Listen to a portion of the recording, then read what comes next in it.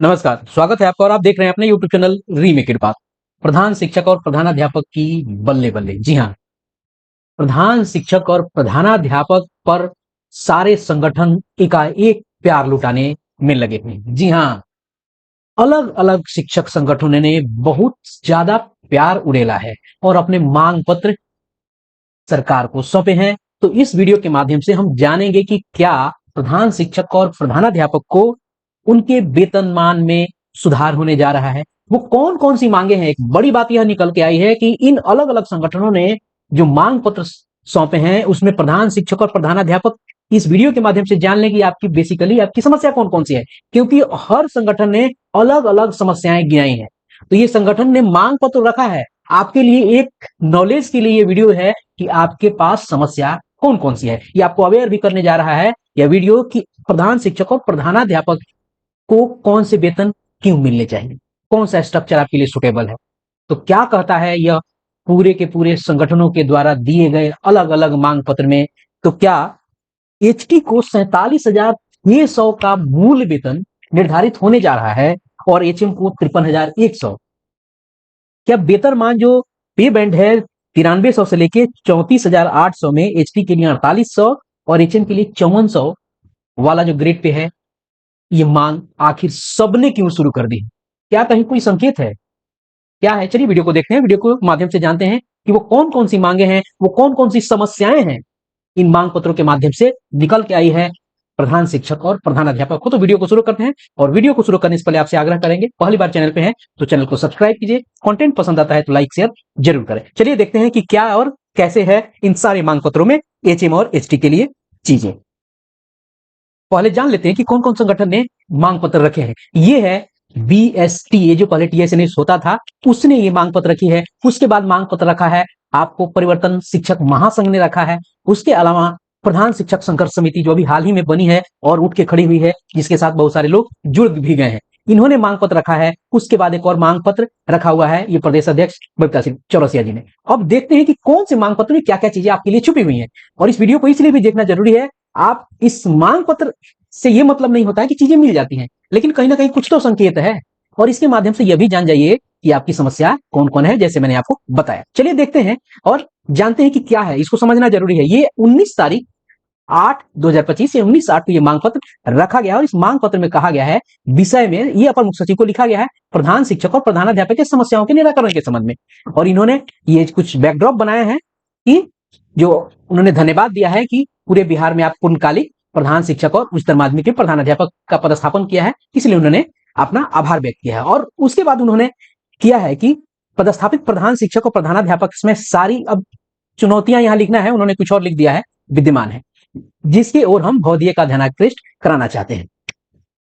शिक्षक संगठन है, थोड़ा सा मांग पत्रों के शब्दों पे और वर्तनियों पे ध्यान देना जरूरी है। चलिए आगे देखते हैं क्या क्या चुनौतियां गिनाई गई हैं और कौन कौन से मांग किए गए हैं इस संगठन के द्वारा। इस संगठन ने मांगा है आपको कि किसी कारण से योगदान नहीं करने वाले प्रधान शिक्षक और प्रधानाध्यापक को योगदान करने का अवसर प्रदान किया जाए। बहुत सारे लोग नहीं ऊहापोह की स्थिति में नहीं आपको कर पाए कि हम दूर चले जाएंगे तो दिक्कत होगी, तो चूंकि म्यूचुअल ट्रांसफर के ऑप्शन आने वाले हैं इसलिए आने वाले हैं, ऐसा नहीं कि मैं कह रहा हूं, इसे विभाग ने अपने फेसबुक पेज पे इसको डाला है और उन्होंने ऑफिशिएट किया है। दूसरा मांग पत्र यहाँ में जो बिंदु है वो है कि योगदान करने के बाद अगर कोई प्रधान शिक्षक और प्रधानाध्यापक अपने पूर्व के जो पद हैं, जो जैसे विशिष्ट शिक्षक, विद्यालय अध्यापक लौटना चाहते हैं, उन्हें भी एक अवसर प्रदान किया जाए। क्लियर है। तीसरा है दूसरी ओर प्रधान शिक्षकों के मूल वेतन पर प्रधान शिक्षक नियमावली गौण है। बिल्कुल सही यहां कहा गया है कि गौण है। प्रधान शिक्षक का जो संकल्प आया था वहां वेतन मान की चर्चा पर वित्तीय आपको विभाग से सलाह की बात कही गई। भले बीपीएससी ने जो एडवर्टाइजमेंट निकाला वहां उन्होंने 30,500 खोला, लेकिन ये 30,500 जो था ये 2021 से चला आ रहा है और 2021 से आज 2025 है, तो सब लोगों की आपको सब लोगों के वेतन में वृद्धि हुई है। 1 से 5, 6 से 8, 9, 10, 11, 12 सबके हुए, लेकिन हुआ नहीं है। तो बीपीएससी चूंकि एग्जामिनेशन कंडक्टिंग बॉडी है, चूंकि ये सारा का सारा चीज विभाग को करना है, शिक्षा विभाग को करना है, तो शिक्षा विभाग की नियमावली जो है वो गौण है। वहां गौण क्या, वो पूरी तरह से मौन है। अब आवश्यक है कि प्रधान शिक्षकों का मूल वेतन, इंडेक्स आदि को स्पष्ट किया जाए। इन्होंने बहुत अच्छी बात कही है यहाँ। ज्ञात हो कि कई सारे प्रधान शिक्षकों का मूल वेतन विशेष शिक्षक के रूप में 32,000 से अधिक हो चुका है। बिल्कुल सही बात है कि जब ये 30,500 बनाया गया था, उस समय जो आपको 11th-12th के शिक्षक थे उनसे भी 2,500 ऊपर आपको उनका ये मूल वेतन वहां फिक्स किया गया था। लेकिन अभी स्थिति यह है कि 1 to 5 के जो शिक्षक हैं उनके ही 32,000 हो गया है, जबकि प्रधान शिक्षक का 30,500 है। आगे उन्होंने कहा है कि वेतन निर्धारण सप्तम वेतनमान के अनुरूप हो और प्रधान शिक्षकों का लेवल 8 मूल वेतन 47,600 और प्रधानाध्यापक का लेवल 9 मूल वेतन 53,100 निर्धारित किया जाए। इन्होंने मांगा है, सबने मांगा है। आगे भी देखेंगे उन्होंने क्या कौन से शब्दावली को अपने मांग पत्र में जगह दी है। अब यहां देखना है चौथा क्या है। चौथा मांग है इन्हें कि प्रधान शिक्षक और प्रधानाध्यापक के वेतन भुगतान की प्रक्रिया शीघ्र आरंभ की जाए। बिल्कुल होनी भी चाहिए। प्रधान शिक्षक और प्रधानाध्यापक के योगदान के उपरांत विभाग द्वारा कई सारे वित्तीय कार्य उनके ऊपर सौंपा जा रहा है। सही बात है। विभागों में सिम क्रय करने हेतु बिजली पंखा एवं अन्य कार्य हेतु तत्काल राशि की उपलब्धता सुनिश्चित की जाए। जी हाँ। छठा, जहां भी अभी तक उन्हें संपूर्ण प्रभार नहीं दिया गया है वहां प्रभार देने हेतु समय सीमा निर्धारण किए जाए। बहुत जगह प्रभार में भी समस्या है, कहीं भी बहुत ऐसे रेयर जगह है जहां पूर्ण प्रभार मिले हैं और लोगों ने खुले मन से चीजें दी है, तो इस चीज को विभाग को जरा देखना पड़ेगा। प्रधान प्राथमिक विद्यालय में आधारभूत संरचनाओं का अभी भी घोर अभाव है, कभी कहीं शौचालय नहीं तो कहीं भवन का अभाव है। विभाग प्राथमिकता के आधार पर सभी विद्यालय में शौचालय, पेयजल, भवन, चार दीवारी की व्यवस्था की जाए। ये आपको संस्थागत बात है। आगे है आपको और क्या चीजें कही गई है। पूरा का पूरा मांग पत्र आपको प्रधानाध्यापक और प्रधान शिक्षक पर ही केंद्रित है। 8वें में कहा गया है कि इनके नियमावली में पदोन्नति का अवसर नहीं है। जी हाँ, प्रमोशन की बात नहीं की गई है, इसलिए प्रमोशन का अवसर प्राप्त हो ऐसी व्यवस्था स्थापित की जाए। 9वां, कई सारे प्रखंडों में प्रधान शिक्षक का पद रिक्त रह गया है, जिसे ध्यान में रखते हुए प्रधान शिक्षक और प्रधानाध्यापकों को पारस्परिक और ऐच्छिक स्थानांतरण की सुविधा दी जाए। इनके स्थानांतरण की प्रक्रिया जल्द से जल्द आरंभ की जाए। 10वां, ये कई वर्षों से शिक्षक के रूप में विभाग को अपनी सेवा दे रहे थे, इसलिए इनके पूर्व की सेवा की गणना करते हुए नहीं सेवा निरंतरता का लाभ भी दिया जाए। इन्होंने सेवा निरंतरता की भी मांग की है। 11वां, इन्हें कई सारे विभागीय कार्यों के कारण कार्यालय, बैंक आदि जाना होता है, इसलिए इनके परिवहन का भी व्यवस्था की जाए। ट्रांसपोर्टेशन की बात की है, इस अलावा की यहाँ मांग की गई है। मांग पत्र में बहुत सारे व्यवहारिक और अच्छी बात है। सभी प्रधान शिक्षक और प्रधानाध्यापकों को मेडिकल, दुर्घटना एवं मृत्यु बीमा आपको दिया जाए।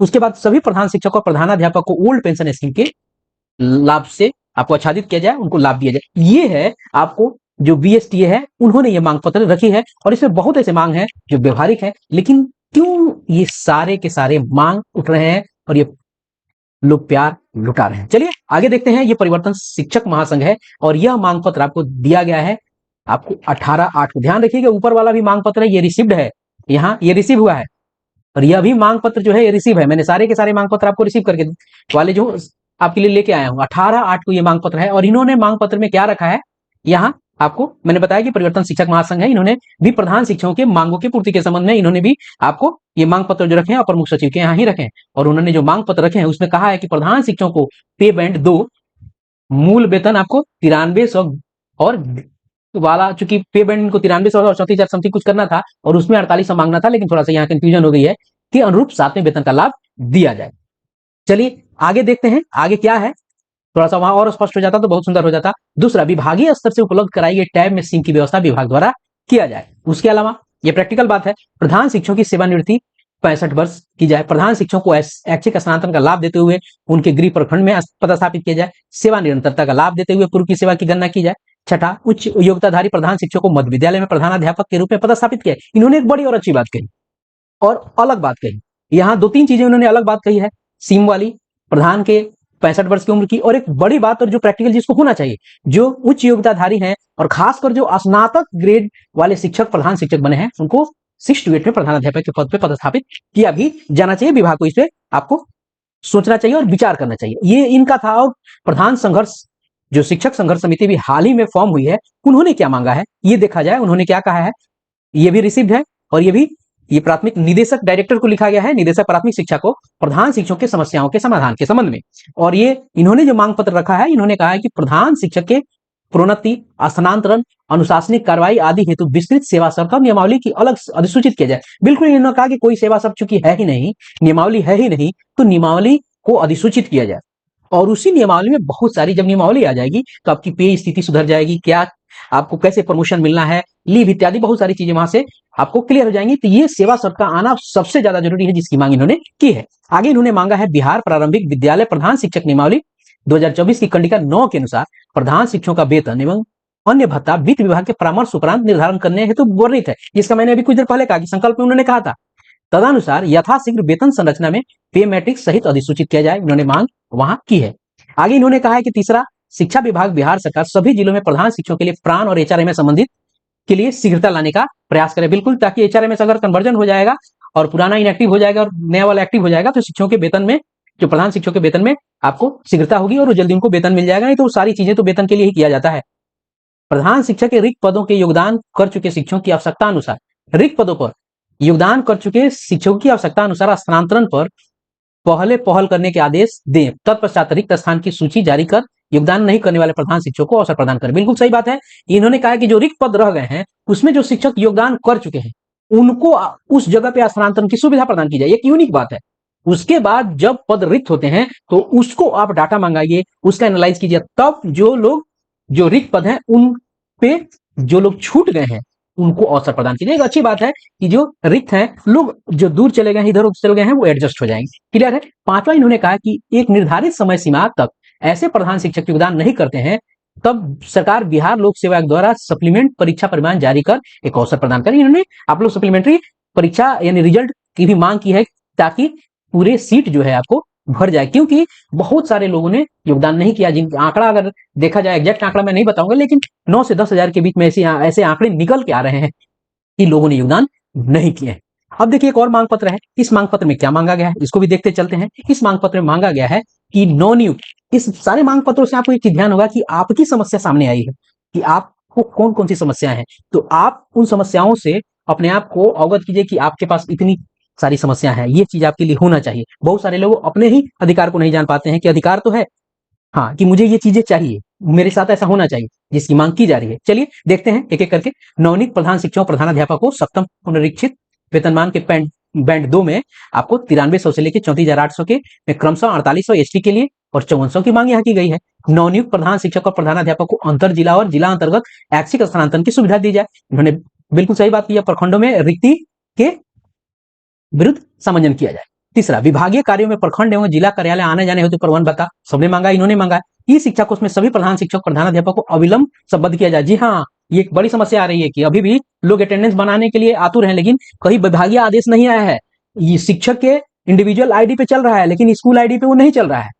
तो अगर कोई एक शिक्षक है जिसको स्कूल आईडी चलाना है, क्योंकि पीएम पोषण योजना के तहत उनको रिपोर्टिंग करनी है, तो जो शिक्षक सवेरे अपनी आईडी से खोल के अटेंडेंस बनाता है और पीएम पोषण का रिपोर्ट करने के लिए लॉग आउट होकर यहाँ आता है, तो इसमें होता क्या है कि आईडी से बनाए गए डाटा वहां से इरेज हो जाते हैं और पूछता तक है, तो ये डाटा उड़ जाता है। स्कूल पे अभी भी शिक्षकों का, प्रधान शिक्षकों का डाटा और प्रधानाध्यापक का नहीं आया है, तो ये मुझे लगता है कि अभी अंडर प्रोसेस है, ज्यादा हड़बड़ी इसमें मचाने की जरूरत है नहीं। आगे देखते हैं क्या है पांचवा में, उर्दू माध्यम से संचालित, बड़ी बहुत अच्छी बात है ये। बहुत ऐसे सारे शिक्षक हैं जो उर्दू विद्यालय में चले गए। हिंदी वाले शिक्षक प्राथमिक विद्यालय मकतब में नियुक्त गैर उर्दू भाषी प्रधान शिक्षकों को सामान्य प्राथमिक विद्यालय में स्थानांतरित कर उनकी जगह उर्दू भाषा के जानकार प्रधान शिक्षक को पदस्थापित किया जाए। बहुत प्रैक्टिकल बात है, उन्होंने यूनिक बात कही है। मैं भी जैसे देख रहा हूं कि बहुत ऐसे उर्दू विद्यालय हैं, मदरसे हैं, वहां आपको हिंदी जो भाषी है और जो गैर उर्दू भाषी प्रधान शिक्षक है वहां वो चले गए हैं। तो इस चीज का ध्यान रखना पड़ेगा विभाग को, थोड़ी सी समस्या इससे ग्राउंड पे हो रही है। प्रायः नगर और कस्बों में स्थित प्राथमिक विद्यालयों में महिला प्रधान शिक्षकों की नियुक्ति नहीं की गई और उन्हें सुदूर देहात में नियुक्ति की गई जहां आवास और यातायात सुविधा उपलब्ध नहीं है। इन्हें अविलंब सुविधा अनुसार स्थानांतरण का लाभ दिया जाए। जी हाँ, ये व्यवहारिक बात है, बहुत सारी महिलाओं को समस्या हो रही है, तो चूंकि इन्होंने अच्छी बात उठाई और इन्हीं की बात उठाई है, इस पे सरकार को भी ध्यान देना चाहिए। प्रधान शिक्षक और प्रधानाध्यापक पद पर योगदान नहीं लेने वाले चयनित अभ्यर्थियों को योगदान का मौका दिया जाए। ये सारी बातें मैंने आपको बताई अलग अलग संगठनों के मांग पत्र से, जिसमें वेतन की मांग सबने की है। तो कहीं ना कहीं क्या कुछ खिचड़ी पक रही है, विभाग से क्या कोई संकेत मिल रहे हैं संगठनों को, क्यों ऐसा हो रहा है? तो इन मांग पत्रों से आपके लिए क्या मांगा जा रहा है? सारे संगठन एकाएक, जो मेन स्ट्रीम के जितने भी संगठन थे जो आपको शिक्षकों की राजनीति कर रहे थे, वो अचानक क्यों टर्न हुए हैं प्रधान शिक्षक और प्रधानाध्यापक को? ये खुशी की बात है। तो इस वीडियो में इतना ही, मिलते हैं जल्दी ही नए कंटेंट और नए इन्फॉर्मेशन के साथ। अपना ख्याल रखें। जय हिंद।